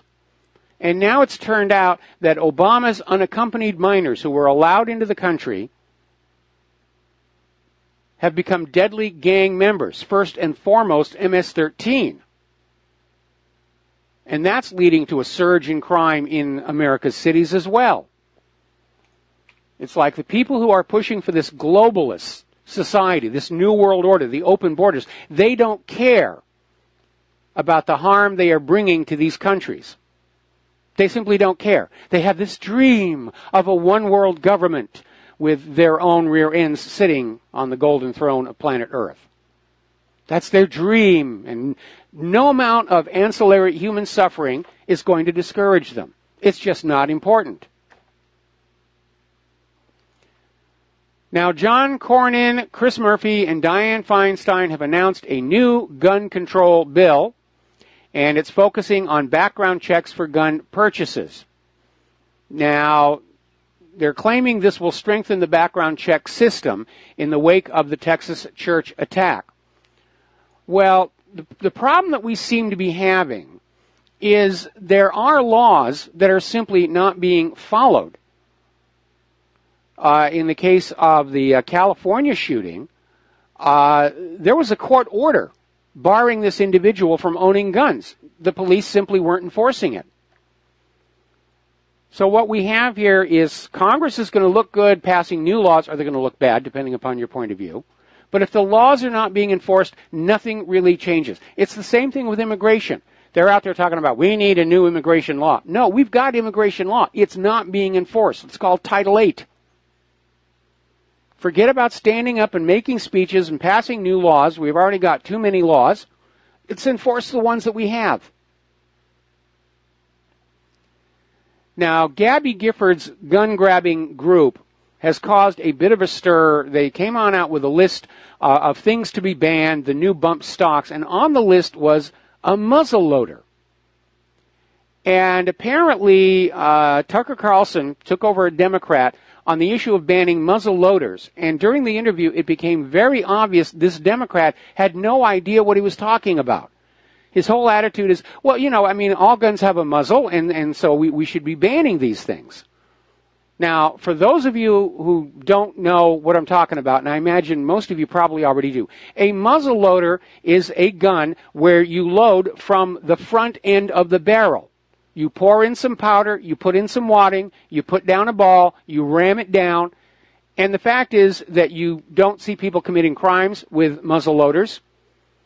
Basically, Tucker Carlson was out there saying it takes a minute to load a muzzle loader. Now, he's a little off on that. If you're using a punch card, you can do a reload in as little as 15 seconds. But still, you're not going to see a mass shooter out there with a flintlock or cap-lock rifle. They're not going to commit crimes with it. Muzzle loaders right now, because they're considered antiques and not really considered a major crime problem, are exempt from most federal regulation. That's why a lot of people who just want to put holes in paper do so with muzzle loaders. And now Gabby Giffords is out there, and she's getting support from liberals that muzzle loaders have to be banned. When was the last time somebody was assassinated with a muzzle loader? As far as I know, that was Abraham Lincoln. So, they really jumped the shark on that one. And it just makes that whole gun-grabbing agenda look silly. Now, there's a church, River at Tampa Bay Church, and they have a sign out front that says, this is not a gun-free zone. We are heavily armed, and we will use deadly force. That's how you're going to do it.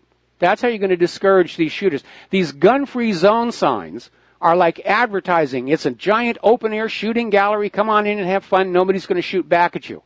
Look at all the mass shootings that have taken place in places that had these gun-free zone signs.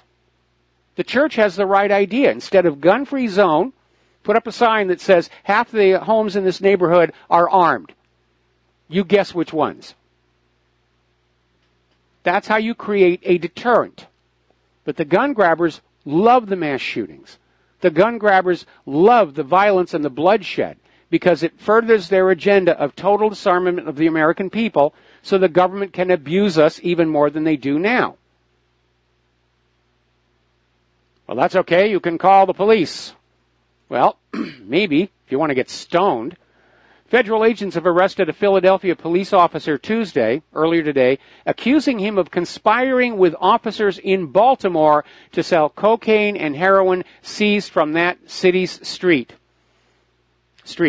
Prosecutors say that Eric Troy Snell, 33 years old, earned thousands of dollars serving as a conduit between corrupt members of a Baltimore police task force who stole the drugs and his brother who sold them in Philadelphia. Investigators have also accused Snell of threatening the children of a Baltimore officer who pled guilty in the case. And again, when I was in college, the best drug connection in town was a California Highway Patrol officer, was selling the stuff right out of the trunk of his black and white unit. Would confiscate it from the drug dealers and say, I'm just going to let you go, but I'm going to confiscate the drugs. And then he'd turn around and sell them. And he left the police force, left the Highway Patrol, and he bought himself a Radio Shack franchise. So, yeah, we're all going to be depending on the police here. Now, there's been a big, nasty debate going on over President Trump allowing the remains of elephants hunted for sport in Zimbabwe to be brought into the United States as trophies. There's been a ban on such things since 2014, and the PETA people and everything were kind of up in arms about it, and now we're hearing that the ban will continue. But there's another side of this, because these areas where these animals are being hunted, if nobody's hunting them and controlling the population, they damage farms and they damage crops. And the money collected for the license to hunt an elephant or a water buffalo or something can actually bring a lot of much needed wealth to these African towns. So there are two sides to this story. We'll be back after these words from our sponsors. And aloha, America. Welcome back to our show here. And we had another little interruption on Skype. And I did a little research on this. And apparently Skype, the new version of Skype that came out in August, has a problem with Realtek audio devices, which unfortunately are quite common. And apparently it's really hit a lot of Windows 10 machines.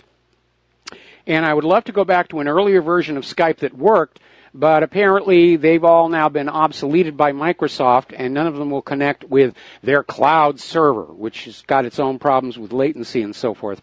And I think Microsoft made a really bad move here by forcing everybody to use the new version of Skype long before it was actually ready. But then that seems to be the way things are being done in this country. And so I'm probably going to have to buy a new updated computer that doesn't use Realtek audio drivers for that part of my system here. So I guess that's going to be my Christmas present to myself, another laptop. All right, getting on back here to what's going on around the world. Apparently, the U.S. is hindering humanitarian aid from reaching Iran. Now, as you know, they had a really major quake there last week. And there are Iranian organizations in the United States that want to send money to basically fund rescue operations and help those people who've lost their homes. And unfortunately, the Office of Foreign Assets Control of the U.S. Department of the Treasury is basically putting a maximum of $500,000 per year, maybe legally transferred to Iran. Well, that's not really a tremendous amount of money. And again, U.S. policy is harming the innocents. And I'm sure the strategic thinking is, well, we're going to make Iran pay for all the rescue and the recovery from the earthquake, and they'll have less money to build missiles to keep us from invading their country. Now, getting on over to the world of political correctness, there is a professor over at Occidental, Lisa Wade. She's a sociology professor at Occidental College. And is out there in a new article saying that you should be suspicious of males who strongly identify as men. And the rationale there, coming from the world of political correctness, is gender is fluid, and really, ultimately, there isn't really any gender at all. Therefore, men who identify as men, there's something wrong with them. I guess I fall into that category here. But it really is getting into la-la land out there. There are two genders determined biologically. And this idea that you can be whatever gender you want to be regardless of your body is really getting ridiculous. Caitlyn Jenner has had the surgery and she's had the chemicals and all the rest of that, but if you check her DNA, that's a guy in there. And no amount of political correct lip flapping is going to change that reality. And that really is one of the worst aspects of liberalism right now, is this idea that they can disconnect from reality. We'll be right back. And aloha, America. Welcome back to our show, hour number 3. The phone lines are open, 800-313-9443. And we're talking about computers and computer security, which is almost non-existent in this day and age. And certainly this shadow group, which acquired, hacked, stole, we don't know how, all of the NSA's taxpayer-funded cyber weapons tools and has now put them out for sale, means that it's no longer just the government that is a threat to your privacy and security. It's basically every hacker on planet Earth who now have these very potent cyber weapons at their disposal. So that was extraordinarily reckless and careless, and it doesn't stop there. Pentagon mass surveillance has been slurping up the world's social media traffic to try and look out for people who are planning terrorist events, like anybody who's actually planning a terrorist event is going to do it on social media. And they basically had this huge treasure trove of social media posts, 1.8 billion of them, they accumulated over 8 years as part of its global surveillance system. And then they basically stored it on a publicly accessible Amazon cloud server, which means anybody can get on in there and start trolling through your social media to look for information for possibly nefarious purposes. Apparently, Android smartphones running Lollipop, Marshmallow, and Nougat are vulnerable to an attack that exploits the media projection service to capture the user's screen and record the system audio. And this affects about 77% of all Android devices. It's amazing. It's amazing. Now, getting on back to Microsoft and how they botched up Skype. Apparently, in Microsoft's latest patch of updates for Windows, something that they changed has now basically started disabling old Epson dot matrix printers. Now, probably a lot of you are out there saying, well, who uses dot matrix printers any longer? Actually, a lot of people who are still working with accounting software like Sage, who want the forms to come on out in a sheet feed, they're using it. But apparently these Epson dot matrix printers stopped working after applying the patch to Windows 10 and Windows 7. It just seems to eat the print job. It doesn't get out there. Part of the problem is that over time, with this rush to always have a new feature as a selling tool, we've allowed the infrastructure to become so complex it can't be managed any longer. And their solution is, well, we're just going to replace everything every 5 years. But that doesn't really solve the problem. In this economy, people don't want to replace things every 5 years. They can't afford to. And so a lot of people are basically caught with this idea that if they're going to stay in business, if they're going to keep on doing what they're doing, they have to find a way to keep their equipment working longer and longer, against an industry which seems intent on still forcing this planned obsolescence. In this case, the Epson printers. Now, as you know, the Army has a long history of using their soldiers for experiments. We know about the story where they marched a bunch of soldiers into the aftermath of a nuclear bomb test in Nevada to see if it was feasible for soldiers to exploit the breach in the enemy lines. And those soldiers who were in that experiment spent the rest of their lives with various cancers and leukemias. And veterans' rights groups are now claiming the U.S. Army is withholding crucial information about chemical and biological agents veterans were exposed to in experimentation. And apparently the military was conducting experiments with chemicals that would induce fear, panic, hysteria, and hallucinations in enemy soldiers. And at least 70,000 of our troops were used in the experiments, according to a 2015 NPR report. Nasty stuff out there. Now, as you know, last week we had a guest who apparently successfully treated his prostate cancer with cannabis, and a lot of our readers started sending in all these articles about how scientists in the United States showed that cannabis was killing cancer cells, and the same thing in Great Britain. And then all of a sudden there was a pushback saying, oh, no, cannabis is evil. Cannabis is, it's taking away money from the liquor and the tobacco companies. We can't say that there's anything good about it. And so one of the articles they put on up there was from dailyhealthpost.com, where they put together a collection of over 100 scientific peer-reviewed studies that showed cannabis annihilates cancer.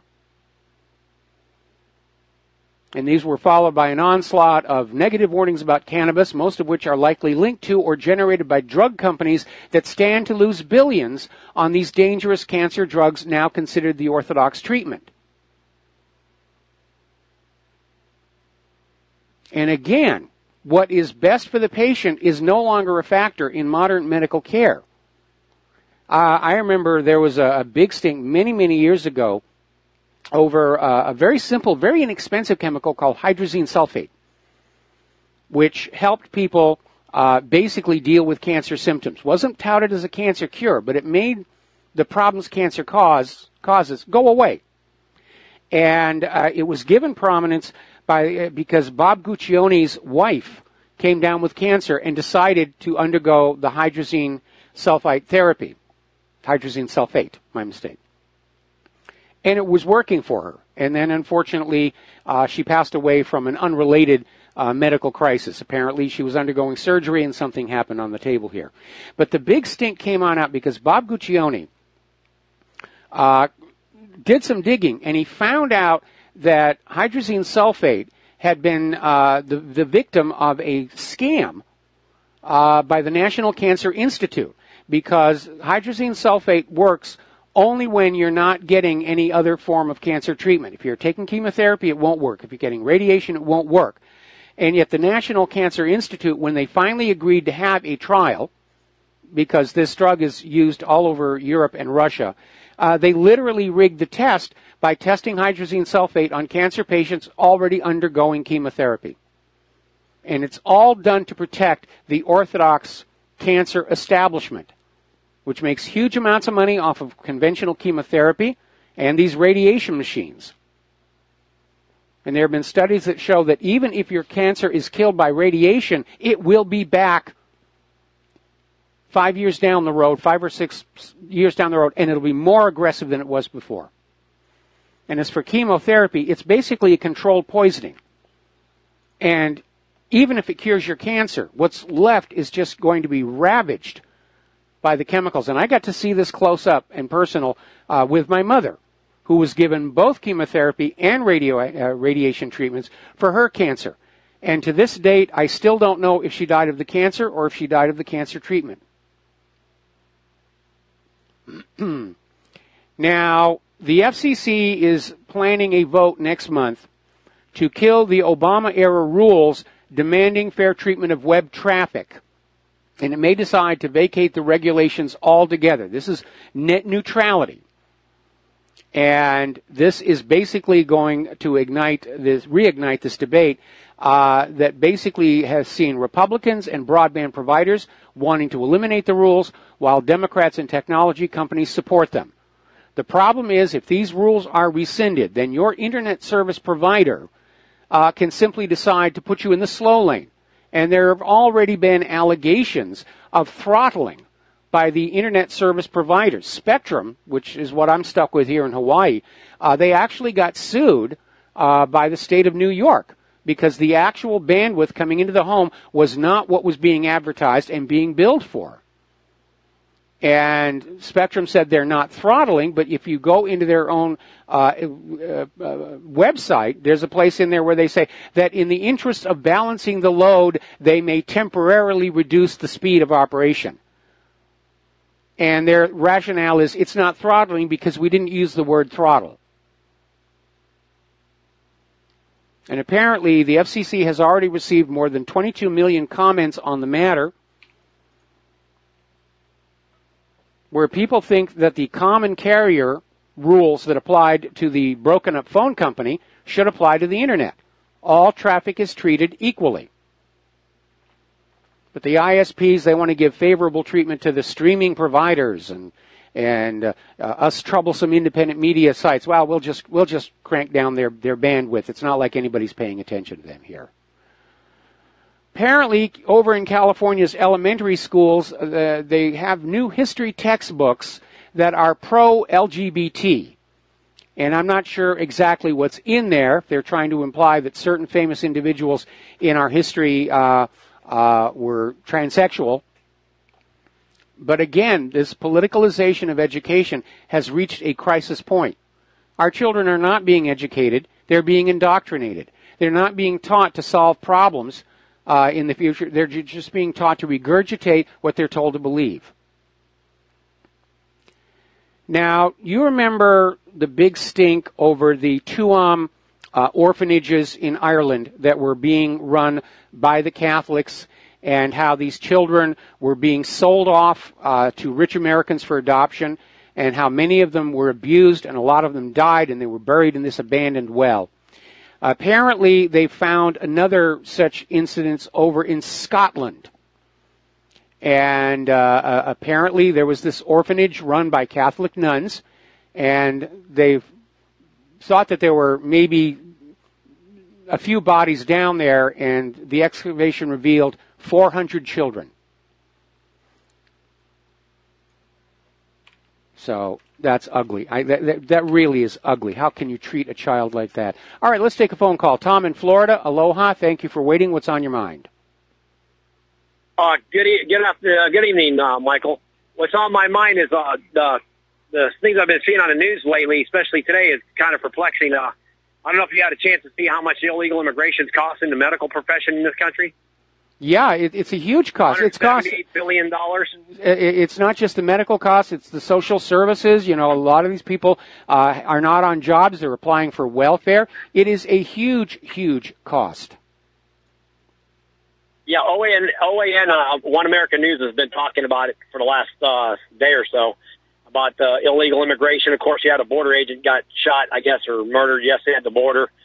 Trump, we definitely need to build the wall and all that. But another thing, Michael, I did notice. I don't know if you're a fan of Newsmax TV, but they did run a documentary a few nights ago about Uncle Hitler. I don't know if you got a chance to see that, but maybe you should look at that, because that is unbelievable. When the hour special they showed, well, actually it was a 6-hour special, but the hour I saw of the first cousin of Ava Braun speaking and telling the truth about World War II was very mind-blowing to me. And I don't know why that's not taught in school for the last 60 years. Well, again, the purpose of public education is to raise young people to be useful to the government. And that means, giving them a set of beliefs and assumptions that make them pliant and obedient and useful. It's reached its nadir with Common Core, which is creating the illusion of an educated younger generation without really educating them.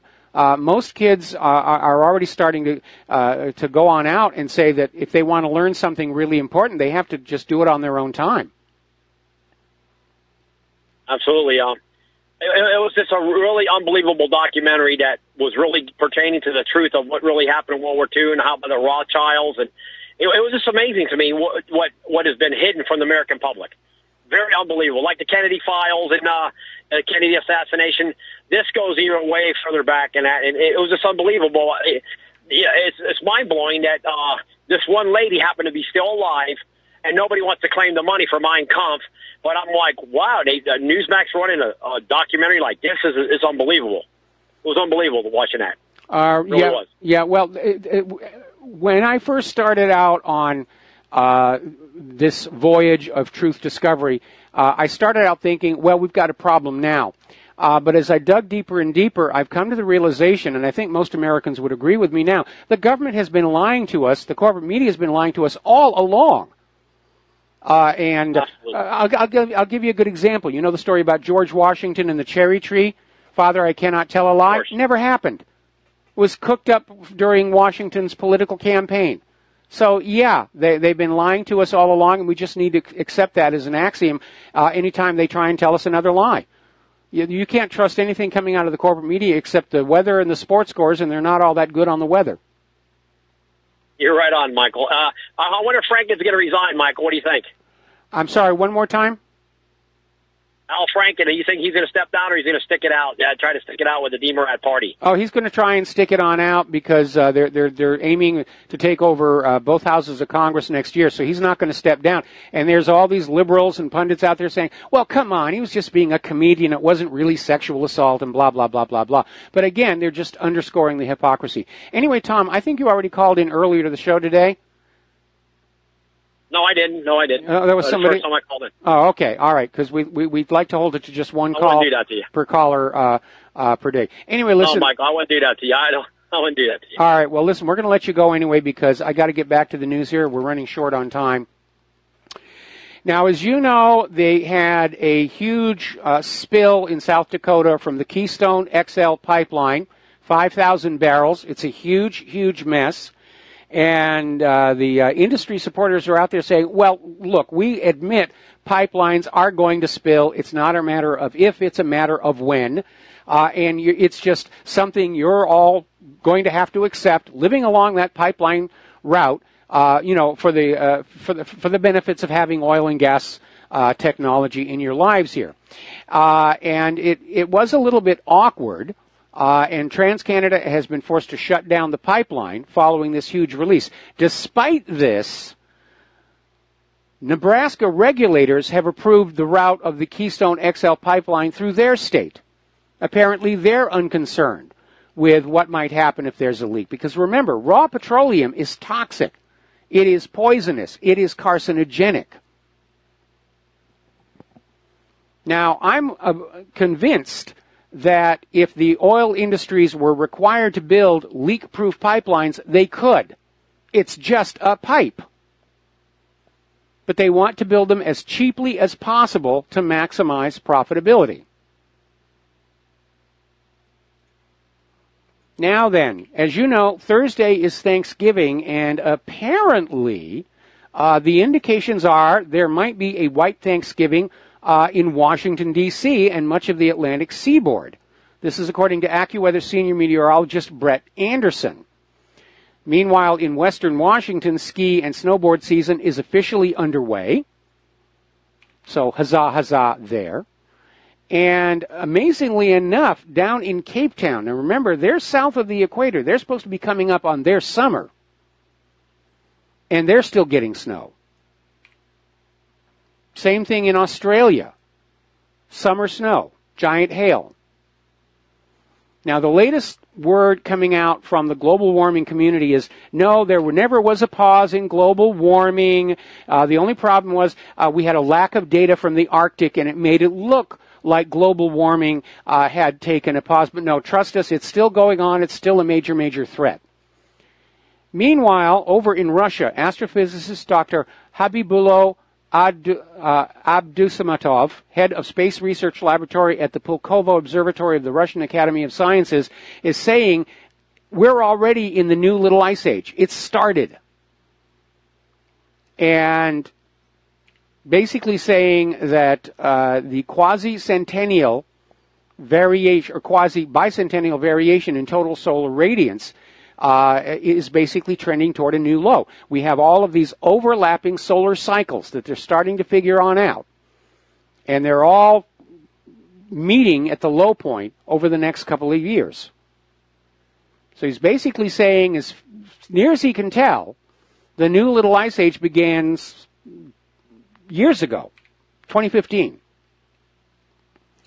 Meanwhile, the Pope is out there rebuking climate deniers as perverse. This from the church that tortured Galileo for saying that the Earth orbited around the sun. We'll be back after these few words. And aloha, America. Welcome back to the show here. Now, let's talk a little bit about Fukushima. Epic disaster, world's worst nuclear accident by far. And apparently, 6 years after the meltdown, they have finally managed to get a robot in to find the reactor's melted uranium fuel. And they're using this little tiny submersible robot. It's an ROV. It's called the Manbo, and it's apparently able to resist the intense radiation. It's about the size of a shoebox. And basically was sent down through the water. And after 3 days of carefully navigating through the shattered reactor building, the Manbo finally reached the heavily damaged Unit 3 reactor. And the robot beamed back video of a gaping hole in the bottom of the reactor. And on the floor beneath it, clumps of what looked like solidified lava, which is the first images ever taken of the plant's melted uranium fuel. It was a horrendous, horrendous disaster. Now, story coming out of Ena News is basically saying there has been a cover-up in Japan of the health effects of the Fukushima accident. And doctors are being told to just, keep the number of cancers a secret, especially the thyroid problems. And they're basically trying to tap it all down here. Japan has already said it's okay to move back into the area around the reactor. They want that land developed. They want people in there paying taxes. And if they get cancer, that's good for the economy. Then they have to go to the doctors here. All right, let's take another phone call here. W in Texas. Aloha. Welcome to the show. What's on your mind? Hello, Mike. Just wanted to talk about net neutrality. I think this is one of those stories that's definitely getting put underneath a whole lot of junk. Basically, right now, it's one of those stories. As you probably already know, they're trying to, implement a regulation that degrades net neutrality. So it gets to the point where you have to pay more for certain websites. If my understanding is correct, and I'm just looking at an article here from Huffington Post. The name of the article today is "With Net Neutrality on the Chopping Block, Communities are taking matters into their own hands and scaring the hell out of Comcast." And basically, it's saying that communities are thinking about going the public utility route instead of allowing private companies to take over the internet in their communities, which would, halt these companies trying to stop net neutrality or trying to, prevent communities from having access to all the websites with no additional costs versus what this new regulation is going to do, which is going to put additional costs on having access to certain websites. Not exactly. Not exactly. The idea would be that if you wanted people to have access to your website, and you were put in the slow lane, you could be moved to the fast lane for a fee. You would have to pay to basically have your server more accessible. But, you've hit on something that is becoming a phenomenon across the country, and that is communities and cities setting up their own internets. There is no technological reason why you can't set up your own internet throughout your neighborhood, throughout your community, throughout your entire city. In fact, when I was back in San Francisco working on the day after tomorrow, I was made aware of this project where these people had gotten together and they were setting up a Wi-Fi network that literally reached across the city, and it was there so that children in families who couldn't afford broadband access could still use their computers for their schoolwork. And it was these little housings made out of PVC pipe that had Wi-Fi repeaters in them, and it was working really, really well. There is no rule that says only large corporations can run an internet. Ultimately, though, you're going to have to deal with the backbone carriers and whether or not they're going to be allowed to prioritize traffic on their systems. And it's funny you just said that. It says, quick paragraph real quick, it says, not everyone was excited. Industry groups spent more than $450,000 campaigning against the measure. In fact, the very reason Colorado towns had to vote yes before even exploring public broadband is because of an industry-backed state law requiring municipalities to jump through hoops to take control of their internet infrastructure.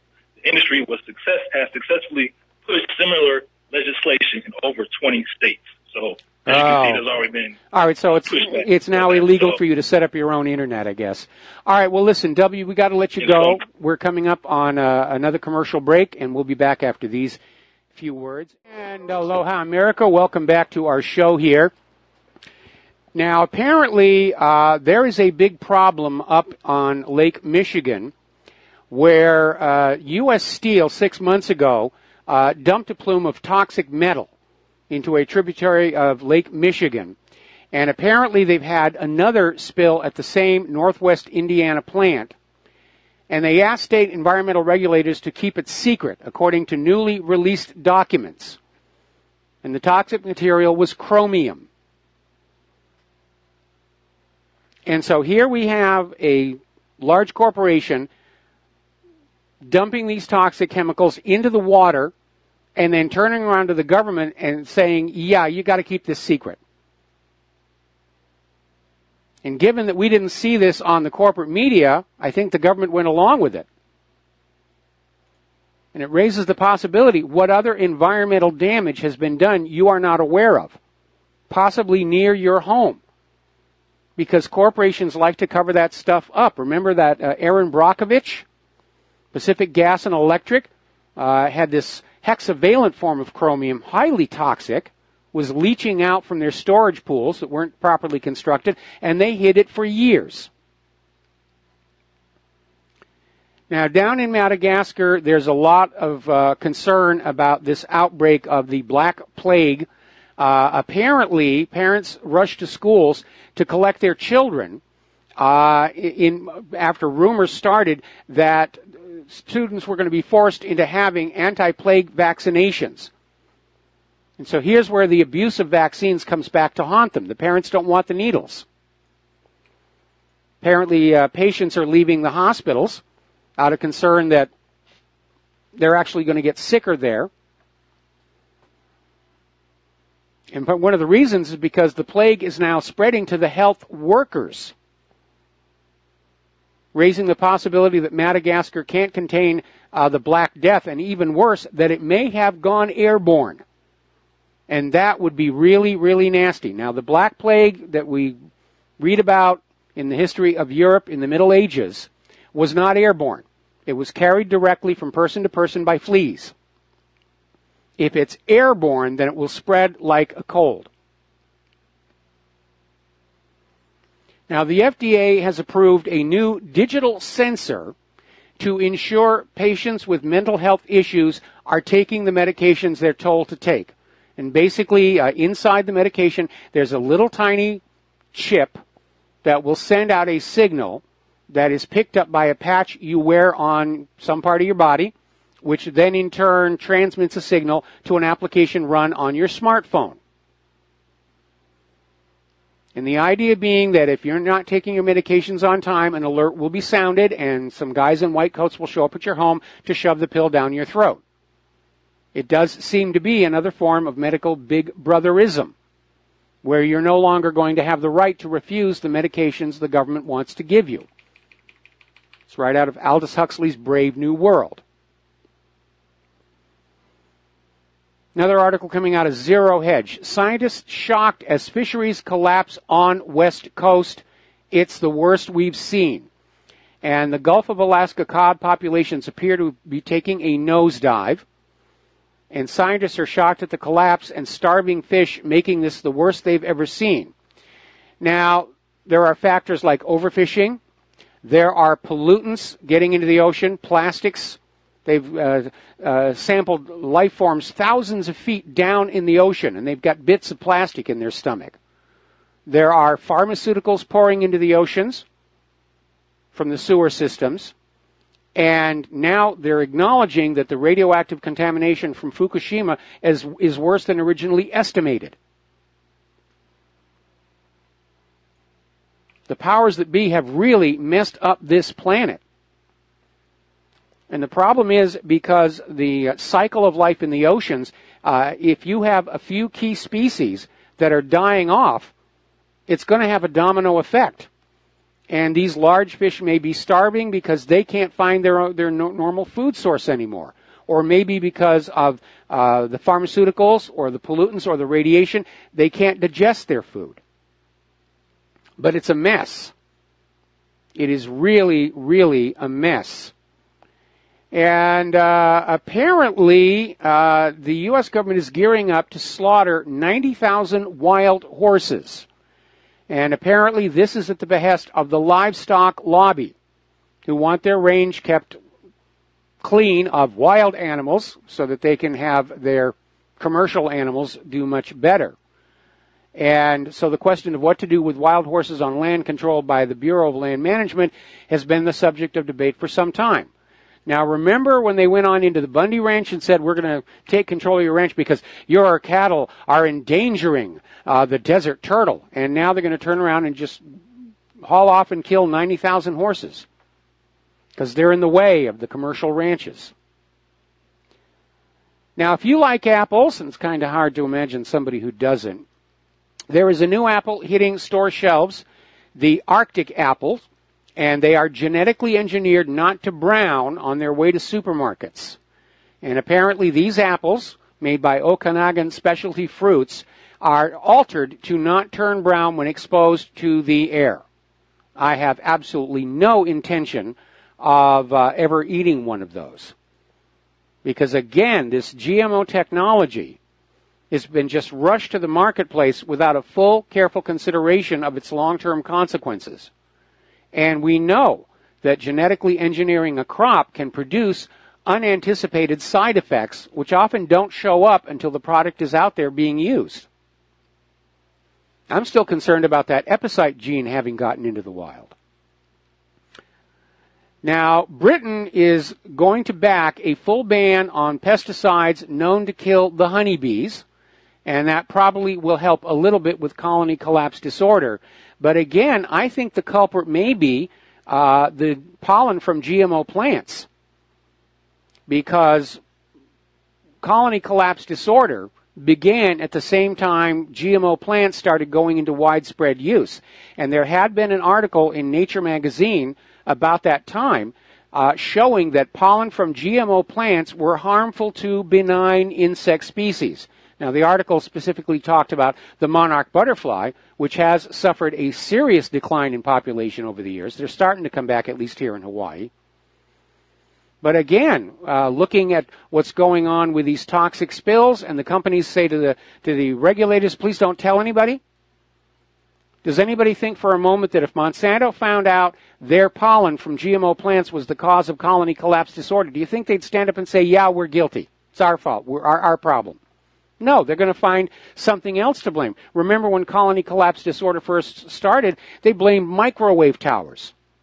Except that microwave towers have been around for a very, very long time. Then they blamed mites, and then they blamed the pesticides. And I'm sure the pesticides are contributing to the problem. But this genetic engineering is the most dangerous technology humans have ever played with. Because we're tinkering with the very code of life itself, where simple mistakes can have devastating consequences. A lot of people, when we talk about life on other worlds and alien civilizations, and they're saying, well, why haven't they shown up here yet? And one explanation is we may just not be worth the trouble. What do we have to interest them? When you're driving down the highway, do you stop at every anthill you pass? But there may be another explanation, and that may be that all intelligent life forms have a finite life expectancy, because eventually their technology reaches the point where they start editing the code of their life, and they make a mistake, and they drive themselves into extinction. Like I said, I'm concerned about this epicite gene. It's a GMO corn where if you eat it, you are unable to reproduce. And like most other GMO products, it was test grown in open fields. We don't know where that pollen has gone. We do know that in the decline of birth rates here in the United States of America is focused primarily on the Hispanic population, who are the highest per capita consumers of corn products.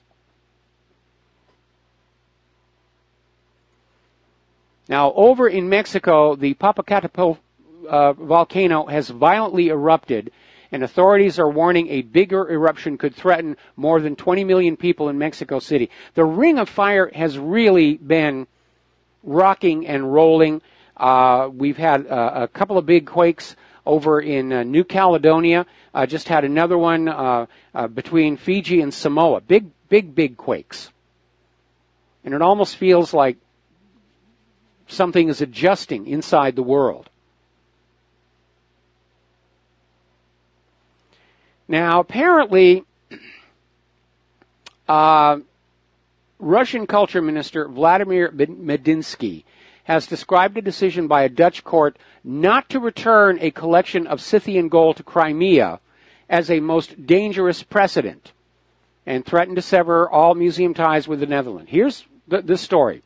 Back when Crimea was still kind of attached to Ukraine, this museum in the Netherlands borrowed this collection of Scythian gold artifacts, about 500 of them, that were borrowed from Crimean collections.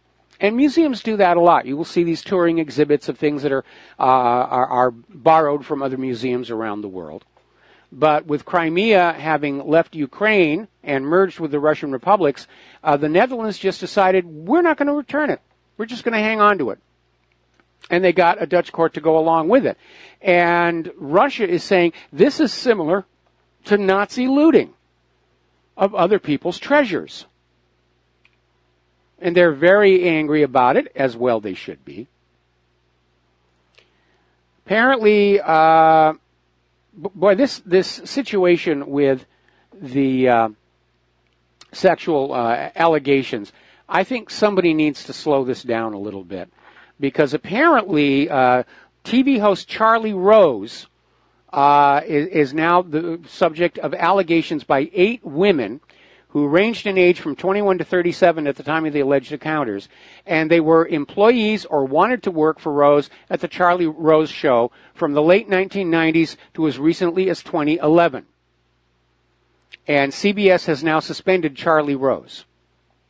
I think it would have been prudent for them to wait for some confirmation because, frankly, there are too many of these happening for them all to be accurate. And we know the allegations against Judge Roy Moore were a fabrication, just like that yearbook signature. So it has to slow down. It is turning into a witch hunt. And it's directed, obviously, at men. And I remember back in the 1990s when the militant feminists were out there saying, sure, say the guy raped you or assaulted you or abused you. That's empowerment. And I'm very, very concerned. We seem to be going back into the same thing. Along, of course, with the observation that the corporate media's obsession with these allegations is distracting from the escalation of the wars, from Dossier Gate, from Uranium Gate, from Primary Gate. These are things that affect all of our lives.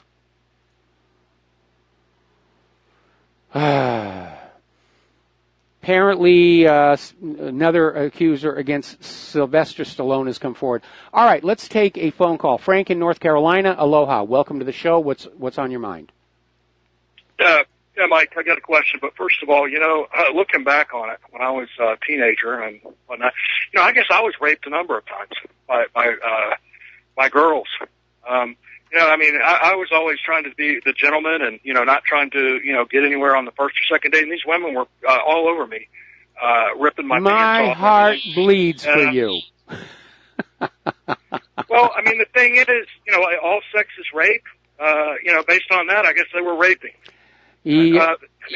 The board op told me you'd already covered this, but I really have, my more important question is, who is putting this stuff out? Because I heard some of it. There's a woman's voice that I've never heard before. I don't know who she is, but, this rumor that's being put out, outlandish, rumor about the Marine Expeditionary Unit basically is, secured the Langley, CIA. That seems to be a hoax. That story's a hoax. I'm really interested in knowing who these people are and this network of people that are putting that out. And I understand, too, that it seems to me, I could be wrong, but it seemed like Robert David Steele is one of the people putting this out. I wonder if that's true. Well, he's the guy that told Alex Jones that they're running pedophile rings on Mars. Okay. Basically, over the last several months, there have literally been dozens and dozens of newly created news sites which are out there putting out hoax stories in the hope that the independent media will pick them up and run them so that they can later be discredited. Right. Because obviously the government and the corporate media cannot rebuild their credibility anytime soon. All they can do is try and level the playing field by attacking and destroying our credibility, and that's where a lot of this nonsense stuff is coming from. It could be professionals, because one of the lectures sounded very slick and professionally. It sounded very professionally produced, and I'm like, who is this person? How come I've never heard of them? Yeah, they are professionals. Up on people's YouTubes. They're popping up. The person that I first heard about it from, she's on YouTube and everything, and it popped up on her YouTube unsolicited, which I guess isn't out of the norm, but. She didn't go looking for it. It popped up, so I just find that very convenient. Well, if it's popping up there, then that's something YouTube is doing to try and get that story on out there. But again, there's zero confirmation from it, and I've seen it being run banner on many of these obvious hoax fraud sites here. Hal Turner's been pushing this on his radio show, and Hal Turner was outed some years ago as a FBI intelligence asset. And hackers got into his email. They got the emails of him talking to his FBI handler, and he was forced to come on out and admit that, yes, he was working for the FBI, and presumably he still is.